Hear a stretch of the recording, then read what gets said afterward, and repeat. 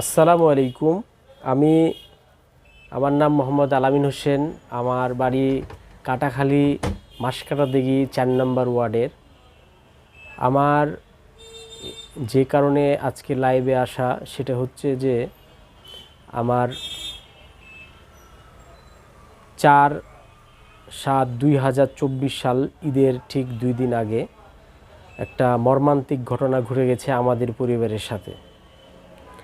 সেই ঘটনার কারণে আসলে আমার এই লাইভে আসা।